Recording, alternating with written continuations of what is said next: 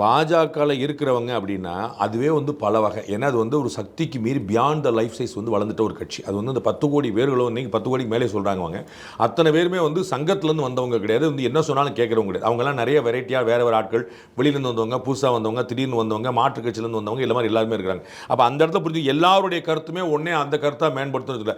சர்வாதிகாரம் எப்போதுமே சர்வநாசம், அதில் எந்த குழப்பமும் இல்லை. அது இந்திரா காந்தி செஞ்சாலும் சரி, நரேந்திர மோடி செஞ்சாலும் சரி, அமித்ஷா செஞ்சாலும் சரி, யாரும் சரி. ஆனால் பார்க்கறதுக்கு தோன்றது எல்லாமே உங்களுக்கு ஃபாசிசம் மாதிரி தெரியும். ஒரு கட்சி, ஒரு தலைவர், ஒரு ஆட்சி, ஒருத்தர் மாறவே மாட்டார், அது அவங்களுக்கு தான் அப்படிங்கிறது ஃபாசிசமா? ஆனால் எப்போனாலும் மாற்றத்துக்குரியங்கிறது ஃபாசிசமானு யோசிக்கணும். வாஜ்பாய் இருந்த கட்சி, வாஜ்பாய்க்கு நம்பர் 2 அத்வானி இருந்தார். அப்போ யாருமே செகண்ட் பாயிண்ட்டை யோசிக்கல. அத்வானிக்கு அப்புறம் இன்னைக்கு வந்து நரேந்திர மோடி வந்து நிற்கிறாரு. நரேந்திர மோடிக்கு பிறகு இன்னைக்கு 100 பேர் காத்துட்டு இருக்காங்க. அப்போ வந்து இவங்கெல்லாம் வந்து யாராவது யோசிக்கிறாங்களா? அப்போ இந்த டெமோக்ரஸி வந்து பிஜேபியில் இருக்கிற மாதிரி இன்னும் கட்சியில் இல்லை. இந்திரா காந்தி என்ன தப்பு செஞ்சாங்க? அவர்கள் தான் இந்திரா தான் இந்தியா, இந்தியா தான் இந்திராங்கிற இடத்துல போய் நிப்பாட்டினாங்க. அப்போ அந்த கணக்கு வேறு. அந்த மாதிரி நரேந்திர மோடியோ பிஜேபியோ ஆர்எஸ்எஸோ அவங்கள ஏற்கலையே.